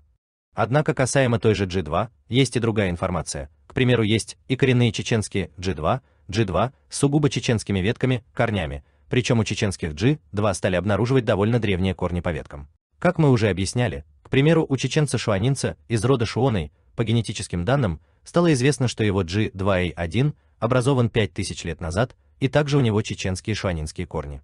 Поэтому у чеченцев тоже есть G2, и, возможно, у дегорцев и других осетин могут быть и чеченские G2. Была обнаружена также и G2A1 у акинца, который прямой потомок Вакхалана Пулада, древнего чеченца Акинца и предка многих акинцев в акинских преданиях. У чеченцев в целом есть разные гаплогруппы с чеченскими корнями J2, J1, L3, Q1A, G2 и другие. Известный чеченский историк в своей книге также приводит интересные данные про древних чеченцев, аланов, малхистинцев, названия Малх и так далее. Один из знаменитых и крупнейших чеченских историков, Лича Ильясов, в книге своей пишет: возможно объяснение на основе чеченского языка и этнонима Аланы, если учесть, что в древние времена этнические образования нередко получали наименование в соответствии с их основным религиозным культом по имени главного божества или тотема. В течение тысячелетий основным культом древних нахских племен был культ солнца. Культ дневного светила, который позже воплотился в идею единого и великого дела. Согласно древним источникам, культ солнца и огня был главным в религиозной идеологии Алан. Этноним Алан можно возвести к чеченскому слову алоо – пламя, жар, солнечный жар. Аланы – дети огня или солнечного пламени, что может также характеризовать их воинственный характер, о котором писали многие древние авторы. При дешифровке средневековых надписей нужно учитывать, что осетинский язык имеет довольно большой и древний пласт лексических заимствований из нахских языков. Об этом, кстати, пишет и сам осетинский историк В. И. Абаев в той же монографии. Среди всех неиндоевропейских элементов, которые мы находим в осетинском языке, кавказский, нахский элемент занимает особое место не столько по количеству, сколько по интимности и глубине скрывающихся связей. Кавказская языковая среда наложила заметный отпечаток на все стороны осетинского языка – фонетику, морфологию, синтаксис, семантику, идиоматику. В формировании осетинской этноязыковой культуры кавказский элемент участвовал не только как фактор внешний, чужеродный, но также как фактор внутренний, органический, как подпочвенный слой, на который сверху наложился слой иранский. Трагическая участь постигла чеченские фамильные хроники, типтары. Типтар – вид фамильной, семейной хроники, в которой велась запись всех предков и наиболее важных событий в жизни фамилии и народа. В более древние времена типтары писались на чеченском языке грузинским алфавитом с IX-X веков, при сближении аланов с Византией, греческим, а с XVII века на арабском языке или чеченском языке арабским письмом. Есть сведения о чеченских типтарах, написанных клинописью, а также об использовании чеченцами грузинского и греческого, византийского алфавитов. А надписи, состоящие из двух строк и выполненные греческим письмом на камне основания одной из башен в селении Кирды в Аргунском ущелье, упоминает Н.С. Иваненков. Согласно чеченским типтарам, укрепление Кирды было построено аланским правителем, ушедшим в горы со своей свитой, спасаясь от нашествия отрядов Тимура. На чеченском языке выполнена аланская надпись на каменной могильной плите X-XI веков у реки Зеленчук в Карачаево-Черкесии. В 1944 году, во время выселения чеченцев, все типтары, так же как и теологические сочинения XVII-XIX веков на чеченском языке у местного населения, были изъяты и уничтожены. Отдельные экземпляры вывезены офицерами НКВД в Россию, несколько типтаров удалось спасти их владельцам. Согласно исследованию абхазского историка А. Гумбы, по данным письменных источников, античных, древнеармянских, древнегрузинских. Во второй половине первого тысячелетия до нашей эры древние нахские племена занимали территорию от Приэльбрусья и течения реки Малка на западе до подножия Андийского хребта и течения реки Аргун на востоке. Сообщения письменных источников согласуются с данными топонимики, языка, антропологии и этногенетических преданий нахских народов. Полное совпадение территории расселения древних нахских племен во второй половине первого тысячелетия до нашей эры с ареалом распространения позднекабанской археологической культуры является подтверждением того, что носителями этой культуры были нахи. На основе детального анализа сведений античных историков Лукиана Самосадского и Клавдия Элиана А. Гумба приходит к выводу о том, что во второй половине первого тысячелетия до нашей эры племена, проживавшие в центральных районах Предкавказья, античным авторам были известны под названием Малхи. Наличие топонимических названий с корнем Малх, река Малка, Малкан, Малхал, Малхар, Малгобек, Малхиста в различных областях Центрального Предкавказья свидетельствует о широком расселении в центральных районах Северного Кавказа племенных групп Малх. Термин Малх был общенахским этнонимом. В абхазских нардских сказаниях нахские племена выступают под именем Малхус. В фольклоре адыгов и горных грузин нахи Центрального Кавказа выступают сильным и могучим племенем, играющим важную роль в жизни народов региона. По классификации чеченского историка М. Мамакаева, в XVI-XVII веках в Чечне сложились 9 тукхумов – Акхи, Малхи, Нахчмаххай, Терлый, Чантий, Чеберлой, Шарый, Шуотой и Эрштхой. На Северном Кавказе, так же как и в прилегающих районах. Человек появился в эпоху палеолита. Население этого времени на Северном Кавказе было очень немногочисленным и использовало в качестве жилищ естественные пещеры. Кроме того, уже в это время древний человек начинает облагораживать пещеры, гроты и скальные навесы, застраивая их завалами из камней. К этому периоду относятся находки археологов в районе высокогорных чеченских селений Хой, Макажой, Кызеной. В эпоху неолита в горных районах Кавказа начинается строительство из камня. Пещеры же используются как жилище в массовом порядке вплоть до эпохи бронзы, а по свидетельству Страбона и в первом веке до нашей эры. Неолитические поселения обнаружены археологами возле озера Кызеной-Ам на Терском хребте в окрестностях Нальчика. С глубокой древности на территории Кавказа остались следы различных культурных напластований – палеолита, неолита, эпохи бронзы. И несмотря на небольшое количество исследованных поселений древнего периода, они позволяют судить о характере архитектурных и материальных традиций древнейшего аборигенного населения Северного Кавказа. С первого века нашей эры на территории кабанской культуры, расселения нахских племен, античными авторами упоминаются аланы. Выводы об ираноязычности алан делались не на основе данных топонимики, лингвистики, исторических источников, а исходя из того, что язык осетин, который без достаточной научной аргументации считались единственными потомками алан, был иранским. Но границы расселения алан, данные топонимики, археологии и антропологии говорят о том, что аланы являлись потомками носителей кабанской культуры, то есть нахами.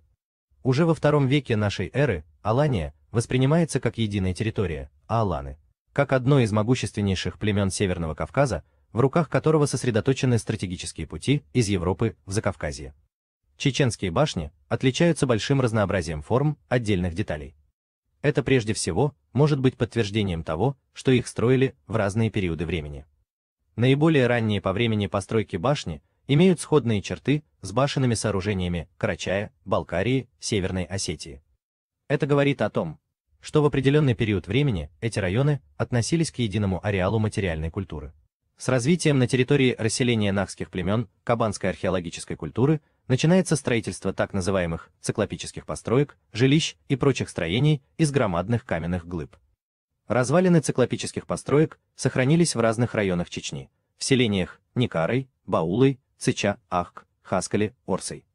На рубеже нашей эры нахи, живущие на равнине, в различных исторических источниках уже называются аланами.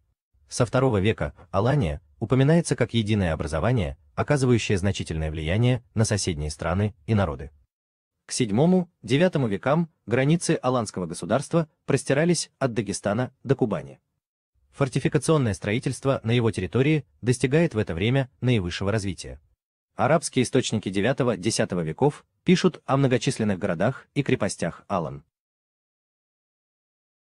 По всей вероятности, это было связано с тем, что в этот период начинается создание великой сигнальной системы, которая объединяла все селения и города нахов Алан.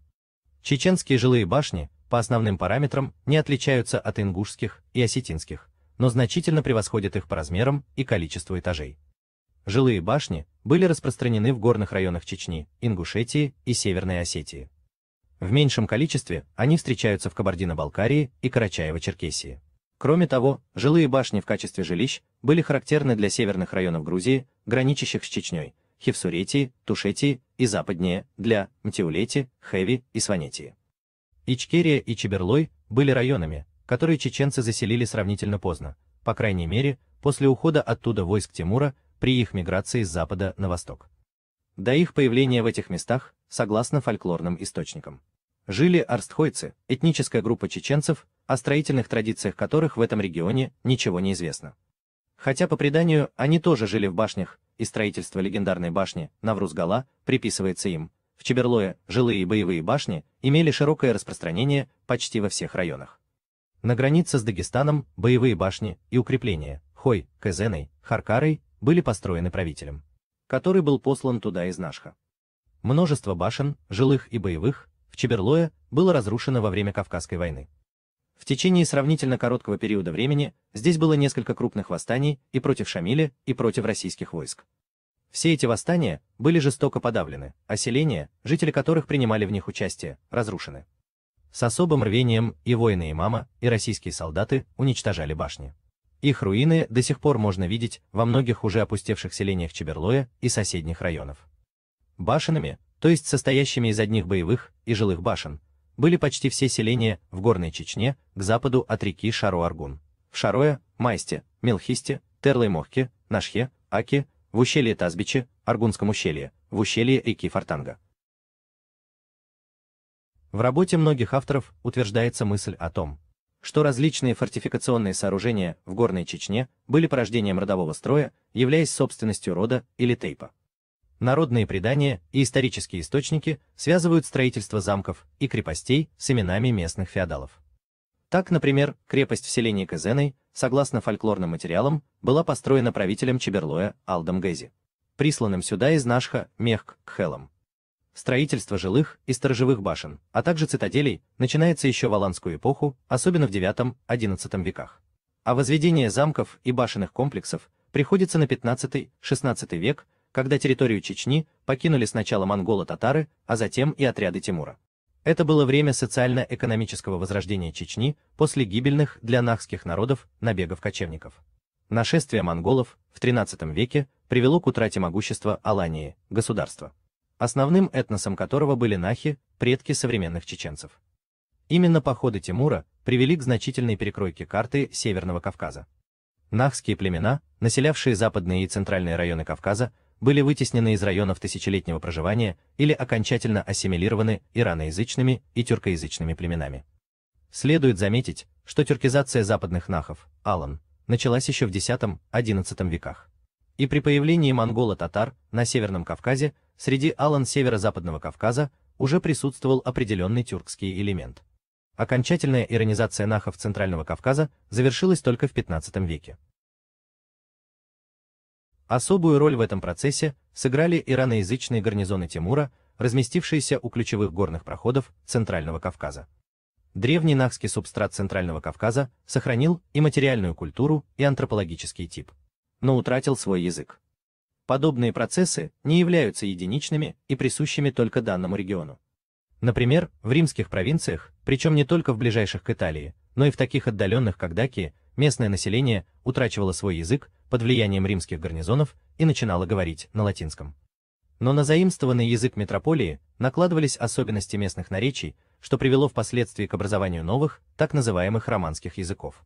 Поэтому можно говорить об определенном единстве материальной культуры нахов и осетин, которое существовало вплоть до XIV-XV веков, то есть до времени полной ассимиляции нахского субстрата ираноязычными элементами. И это единство получило конкретное проявление именно в древних архитектурных формах. Так называемая вайнахская башенная культура окончательно формируется в XIV-XV веках, создавая свои специфические архитектурные формы, которые уже не встречаются в других регионах Кавказа. После нашествия Тимура оставшиеся в живых непокоренные нахи ушли в горы. Территория их расселения ограничивалась с востока Андийским хребтом, на западе – течением Терека, на юге – главным Кавказским хребтом, на севере – полосой Черных гор.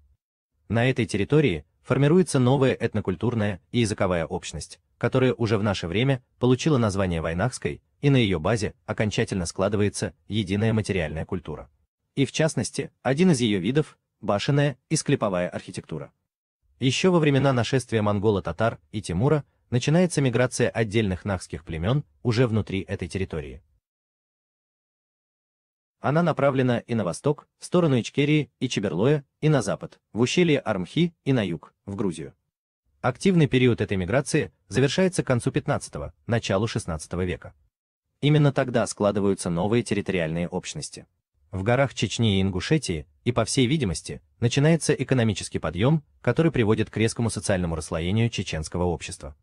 К тому же, согласно семейным хроникам, так называемым тептарам, некоторые аланские феодалы, спасаясь от отрядов Тимура, скрывались в горных ущельях со своими дружинами, захватив свои богатства. Здесь они сталкивались с родственным по происхождению и языку населением, проживавшим в этих ущельях издавна. Конечно же, эти столкновения заканчивались по-разному. Несомненно, в этот период в Горной Чечне обновляется феодальное общество и мощные замковые комплексы и цитадели в горах, материальное тому подтверждение. Восточный приток Аргуна, Шаро-Аргун, рассекает систему хребтов с юга на север и образует Шаро-Аргунское ущелье, густо заселенное до 1944 года. Вход в ущелье с севера прикрывался башенными укреплениями усиления Дай. Ключевым в этом ущелье было укрепление в селении Шарой, состоявшее из 3 боевых и нескольких жилых башен. Оно контролировало дороги из Аргунского ущелья в Шарой, Чеберлой, Кахетию и Дагестан. Не менее укрепленной была и историческая область Горной Чечни, Чеберлой, расположенная на юго-востоке. Здесь также была выстроена целая система укреплений и башенных комплексов, усилений Казеной, Макажой, Харкарой, Хой, откуда контролировались дороги в Шарой, Ичкерию и Дагестан. Наиболее мощным являлось укрепление Казеной, представлявшее собой настоящую средневековую крепость, расположенную на высоком утесе. Согласно преданию, она принадлежала легендарному Алдамгези, присланному в Чеберлой правителем из Нашха. Селение Хой располагалось на границе между Чечней и Дагестаном. До нашего времени сохранилась лишь боевая башня на его окраине, которая ранее являлась частью укрепления. Интересно, что само название села Хой переводится как стражники. Самые древние сигнальные системы возникли, вероятно, еще в эпоху неолита, то есть в период, когда древние люди были вынуждены бороться не только с природой за свое существование, но и с себе подобными. Долгое время для передачи военных сигналов не строилось специальных сооружений, а для этого использовались возвышенные места, вершины гор, утесы, деревья. Для передачи сообщений существовали различные знаковые системы, но наиболее распространенной была передача сигналов с помощью огня и костров. Позже, в эпоху ранних государств, для передачи сигналов стали строить специальные сооружения, деревянные вышки и башни. На территории древнейших расселений нахских племен, от границ Дагестана до Кубани, практически не осталось следов существования древних сигнальных систем. На территории современной Чечни сохранились не только отдельные элементы сигнальной системы, которая начала складываться, вероятнее всего, еще в аланскую эпоху, IX-XIII век, но и ее большие звенья. По всей видимости, она была перестроена в XII-XV веках, когда нахи, жители равнин или аланы, были вынуждены уйти в горы под натиском многочисленных ОРД, Чингисхана и Тимура и создали здесь новое государственное образование, являвшееся ассоциацией территориальных общин или вольных обществ, а также небольших феодальных владений.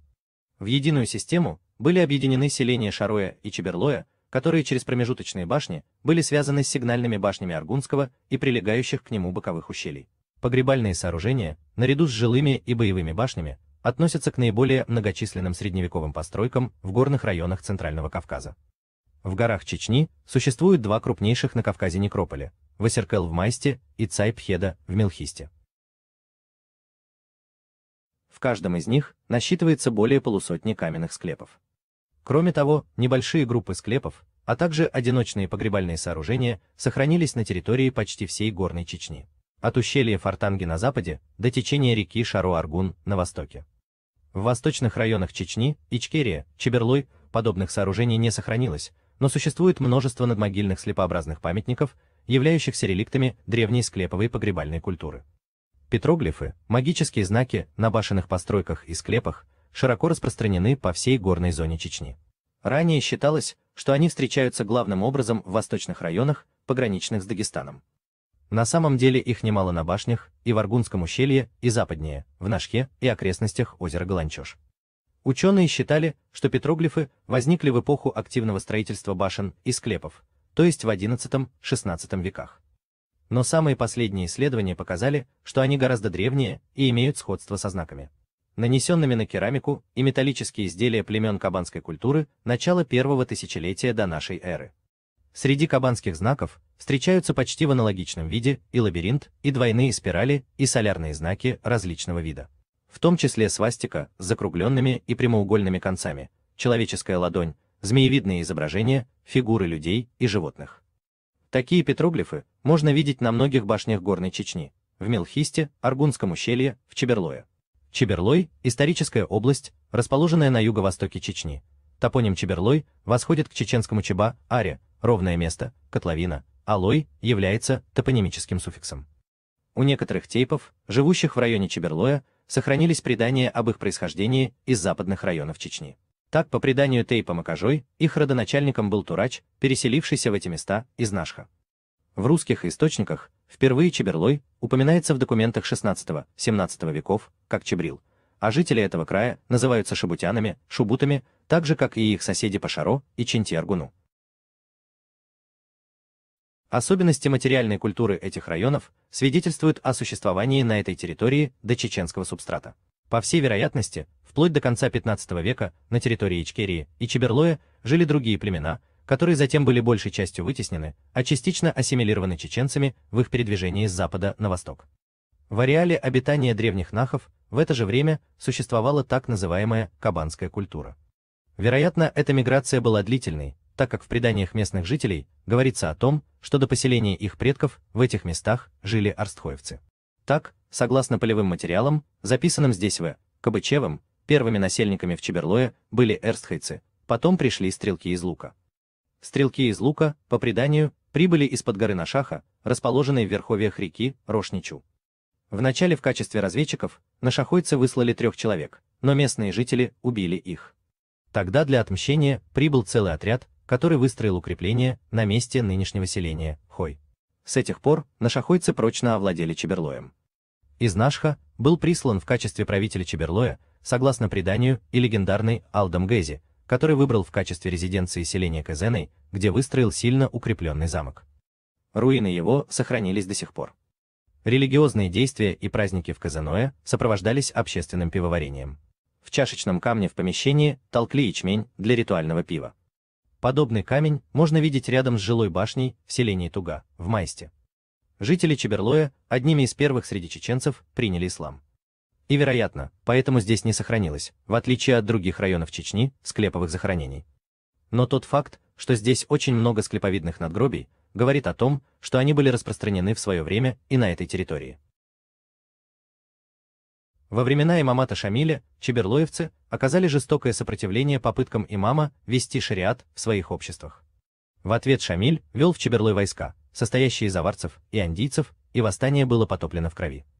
Многие селения Чеберлоя оказались разрушены и сожжены, в том числе по приказу Шамиля было уничтожено множество боевых башен. Недалеко от Кэзэное находится селение Хой. Этот топоним с чеченского переводится как «стражники». Вероятно, это связано с тем, что селение было пограничным, и его жители несли сторожевую службу. Об этом, кстати, напоминает и Хойнгала, башня стражников, единственная боевая башня, оставшаяся от укрепления. Башня возведена на скальном основании из хорошо обработанного камня, кладка на глинисто-известковом растворе. Хотя и по архитектурным приемам и технике кладки видно, что башню строил чеченский мастер. Она отличается от классических вайнахских башен. Она ниже и приземистее, к тому же имеет не совсем обычные для вайнахских боевых башен машикули, опоясывающие ее сплошным квадратом. По своим пропорциям башни Чеберлоя ближе к осетинским. Боевая башня в селении Хой украшена множеством петроглифов. Это и перекрестие с кругами, и круги с волнистыми узорами, и Т-образный знак, то есть символика, характерная только для вайнахских башен. К востоку от Макажоя находится селение Харкарой. На скалистых склонах, среди средневековых руин, возвышается боевая башня, единственная сохранившаяся средневековая постройка. В стенах башни много бойниц, завершали башню машикули, до нашего времени сохранился только один из них. В юго-восточной стене башни вмонтирован камень с изображением руки мастера. Мелхиста – древняя историческая область Чечни, расположенная на левом берегу Аргуна, на границе с Грузией, между руслами рек Майшихи и Бястахи. Мелхиста в переводе с чеченского «страна солнца». Название это, вероятно, связано с тем, что солнце считалось тотемным предком чеченского племени, жившего здесь. Хотя есть и другое предположение. Дело в том, что южные склоны хребта Карелам, на котором находилось большинство селений Мелхисты, круглый год освящены солнцем. Остались в Мелхисте и следы былого христианства. Прежде всего в топонимике, например, в названии селения Джария, крестовая, которое расположено по правому берегу Мэшихи, а также Джария, Хьостуй, крестовый родник, расположенный недалеко от селения. Можно отнести к христианскому изображению в виде распятия на боевой башне в Цойпеде, а также изображение человеческой фигуры с копьем, по всей видимости, святого Георгия, который был очень почитаем на Кавказе и отождествлялся с древним богом солнца. Именно здесь, по преданию, собиралось в прошлом общечеченское войско. Как гласит легенда, в далекие времена в Мелхисте, у подножия самых высоких гор, в ущелье, где быстрое течение Аргуна образует широкую дельту, один раз в год собирались чеченские воины. Как бы далеко они ни жили, каждый из них должен был прибыть сюда в назначенный день, пока не взошло солнце. Того, кто приезжал последним после восхода солнца, ждала казнь. Таков был закон, установленный Высшим Советом страны, Мехкхелом. Однажды, торопясь на очередной сбор, скакал по ущелью воин, зная, какое суровое наказание ждет его, если он опоздает. Но увидев солнце, поднимающееся над вершинами, и стройные ряды воинов, он замедлил бег коня. «Ты опоздал, воин. Следуя закону, мы должны казнить тебя», сказали ему старейшины, входившие в Высший Совет страны. «Но сначала ты должен назвать причину». Молчание нависло над ущельем, только мерный гул Аргуна нарушал тишину. Ни слова не произнес воин, опустив голову и приготовившись к смерти. «Ты должен назвать причину», — повторил старейшина. «Я вчера женился», — произнес воин тихо, «но узнал, что моя невеста любит другого. И решил погибнуть, чтобы она получила свободу и могла соединиться с любимым». Но тут послышался стук копыт, и люди увидели всадника, несущегося на быстром коне. «Подождите!» «Я приехал последним, казните меня!» — крикнул он. И когда спросили у него причину, по которой он опоздал, воин ответил: «Вчера девушка, которую я любил, вышла замуж. Зная, что ее жених может опоздать на сбор, я, приехав сюда пораньше, ждал его, спрятавшись в ущелье. И увидев его, сразу же поехал вслед за ним. Я не хотел, чтобы его смерть омрачила жизнь девушки, которую я любил. Я же готов к смерти». Удивились старейшины и ушли на совет. Наступил полдень, прошел вечер, и только поздно ночью они вынесли свой приговор. Пока среди нас есть такие благородные люди, ничто не угрожает чеченской земле. Мы отменяем суровый закон предков. Пусть больше никогда по этой причине не прольется чеченская кровь в ущелье Мелхисты. Когда-то Мелхиста была густонаселенной. Здесь насчитывалось до 14 селений. Доза, Банах, Камалх, Каратах, Джария, Бенист, Сахана и Колчу, Тертия, Мэши, их развалины раскинулись по ущельям Аргуна и Мэшихи. В основном по южному склону хребта Каре-Лам, мрачным безмолвием, подчеркивая бренность жизни и вечность смерти и камня. Словно печать заклятия давлеет над башнями, в которых еще полвека назад бурлила жизнь и кипели человеческие страсти. Но более всего поражает мрачным великолепием Цойпеди, древний культовый центр Мелхисты. Цойпеди – это прежде всего некрополь, город мертвых, состоящий из полусотни каменных склепов. При входе в город мертвых у тропы стоят два столпообразных сооружения. Это сеэлинги, языческие святилища. Возле них выполняли разного рода культовые ритуалы и приносили в жертву животных. Кроме того, отправляясь в путь, в специальные чаши, посвященные божеству, люди клали деньги, кольца, серьги и другие ценные вещи, и никто до них не дотрагивался. Считалось, что тот, кто возьмет что-либо из этих вещей, в наказание будет лишен разума. Сразу за святилищами располагаются склепы, которые разбросаны небольшими группами по северному склону горы. Склеп, или по-чеченски Малхкаш, то есть солнечная могила, это прямоугольная постройка в виде домика, выложенного из камней на известковом растворе. Наружные стены некоторых склепов замазаны глиняно-известковым раствором. Некоторые склепы состоят из двух помещений, одно из которых служило поминальной камерой. В ней вдоль стен выложены скамьи из камня и устроены ниши для свечей. В поминальной камере родственники в дни священных праздников пили ритуальное пиво и поминали покойных. В фасадной стене склепа устроен лаз, четырехугольное отверстие, обрамленное каменной рамкой. Старики утверждают, что в старые времена эти отверстия закрывались специальными каменными плитами. Очень часто камни с лицевой стороны склепов украшены петроглифами, они охраняли склеп от темных сил. Чаще всего это свастики, кресты, спирали. Кроме того, на некоторых склепах сохранились знаки, которые, вероятнее всего, были своеобразными фамильными гербами. Над лазом одного из склепов, на северо-восточной стороне некрополя, в стену встроен хорошо обработанный камень округлой формы, напоминающий человеческий череп. Он почти зеркально гладкий, по всей видимости, от постоянного прикосновения человеческих рук. Внутри склепов, вдоль стен, устраивались каменные полки в 2-3 ряда, на которых укладывали покойников. Рядом с умершим оставляли оружие, предметы домашнего обихода, которые, по представлению их родственников, могли им понадобиться в ином мире. Хотя большинство склепов было разграблено после выселения местных жителей в 1944 году, но до сих пор в некоторых из них чудом сохранились изделия из керамики и дерева. Стрелы, женские украшения. Возникновение и существование коллективных склеповых захоронений датируется XII-XIV веками. Народные предания по-разному говорят об их происхождении. Согласно одной из легенд, склепы начали строить во время эпидемий, когда люди оставляли свои селения, спасаясь от мора, и некому было хоронить умерших. Больные сами приходили в склепы и умирали на каменных полках. Сведения о страшной эпидемии в Мелхисте сохранились в легенде об Уннане и мелхинцах. Уннана, богиня болезней, посетила празднество, посвященное богине плодородия Тушоле. Но во время ритуального шествия она посчитала, что молящиеся оскорбили ее своим невниманием и наслала на них заразные болезни. Над склепами возвышается боевая башня. Она снабжена множеством бойниц, а у самого верха – машикулями. На камне башни нанесены петроглифы, магические знаки, которые должны были оберегать башню и воинов от врага.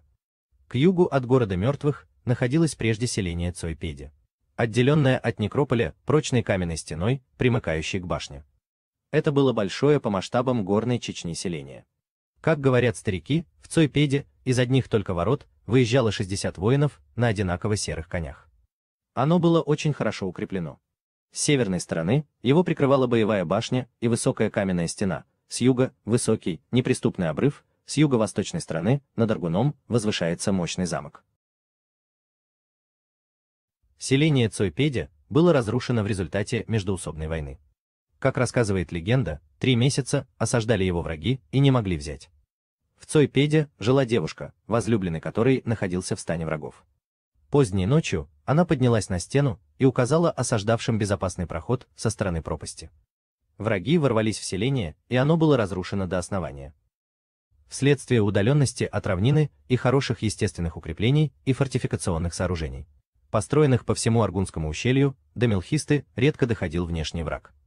Но междоусобные войны, кровная месть терзали эту землю. Подобное положение старики-мелхинцы объясняли проклятием Уннаны, богини болезней. Когда-то в Цойпеде жили 3 брата – Сатеш, Матеш, Макхера. Они совершали поминки по своей матери и приносили в жертву скот. Все именитые мелхинцы собрались здесь. Туда пришла и Уннана, чтобы пустить на людей заразу. На плечах у нее висели переметные суммы, полные золы. Если мы не убьем Уннану, то она погубит наших гостей, подумали братья и ударом сабли отсекли ей голову. Голова Уннаны покатилась по склону и пробормотала: да не придет моровая болезнь в Мелхисту, да не иссякнут война и вражда среди мелхинцев. Действительно, все в ущельях Мелхисты напоминает о том, что люди, которые здесь жили, находились в состоянии войны всех со всеми. К востоку от селения Коротах лежат селения Камалх, Банах, на левом берегу Аргуна и Доза, на правом. Посередине меж этих 3 аулов сохранилось живописное место, которое называлось Узумметия, место, где исполняются песни. В средние века, во время священных празднеств, жрецы пели здесь культовые песни, и когда раздавались звуки песни, жители окрестных селений знали о начале религиозных церемоний. Вверх по ущелью реки Мэшихи, вдоль хребта Карелам, лежат руины селений Икалчу, Бенист, Сахана, Тертия, Мышеях. В селении Тертия хорошо сохранился башенный комплекс, а также некрополь на южной окраине. На правом берегу реки Мэшихи было всего лишь 2 селения – Кагине и Джарии. Сторожевая башня Джарии видна с мыса Цойпеде, она нависает над пропастью на высокой, обрывистой скале. В работах этнографов, археологов Мелхиста, как правило, характеризуется как мрачный и угрюмый край. На самом деле ущелья Мелхисты очень красивы в любое время года. Весной здесь цветут дикая слива, шиповник, очень много разных цветов. Зимой, даже в январе, тепло и солнечно. Золотистого цвета трава и ярко-зеленые сосны живописно смотрятся на фоне серых скал и снежных вершин. Прекрасно вписываются в пейзаж и величественные башни, черные камни которых эффектно контрастируют с золотом травы. Вплоть до 1944 года почти вся Мелхиста была заселена, имелась даже школа-интернат в селении Сахана. Но после выселения жителей в 1944 году большинство боевых и жилых башен было взорвано, а некрополи разграблены. Источник – книга Лича Ильясов. Тени вечности. Чеченцы. Архитектура, история, духовные традиции. 2004 год. Что из этого всего можно заключить? Мелхинцы – это очень древние чеченцы. В старые времена существовало сообщество Малх, носившее и военизированный характер, туда входили разные чеченские и ингушские тайпы, центр данного сообщества находился в Малхиста. В земле мелхинцев, мелхинцы, как и остальные чеченцы, и там же ингуши, имели отношение к созданию кабанской археологической культуры, имели отношение к аланскому государственному образованию на Кавказе и не только.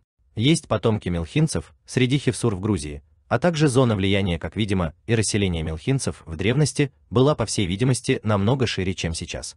Гипотетически мелхинцы в прошлом могли проживать и на территории Северной Осетии, может, часть была ассимилирована и утратила свой язык. Чеченцы-мелхинцы, учитывая их древность и допуская их широкое расселение в древний период, вероятнее всего также были предками части чеченцев и части ингушей. Мелхинцы были очень воинственны, как и все чеченцы, все нахские общества, в древности мелхинцы, помимо схваток с другими, враждовали даже между своими. Впрочем, это лишь небольшая часть истории мелхинцев, нужно много еще исследовать, есть также просьба к самим мелхинцам и в целом всем чеченцам. Друзья, сдавайте по возможностям больше ДНК-тестов, чтобы у нас было больше данных по ДНК. В чеченском ДНК-проекте мало тестов до сих пор. Мелхинцы, как и все остальные чеченцы и другие народы Кавказа, приняли активное участие в долгой войне против царских захватчиков, на сторону горцев в то время перебегали даже и сами русские из царской армии. Это были не согласные с политикой царизма, правда сейчас об этом мало говорят и в основном пытаются нарисовать из той войны противостояние наций, что является абсурдом, эта война была политическая, а не наций против наций. Были на стороне горцев в то время и сами русские, вернее часть, ровно так же, как и были некоторые и кавказцы на стороне царизма. Это была политическая война, а не наций против наций. Мелхинцы – очень древнее общество чеченского народа, и многое еще предстоит исследовать.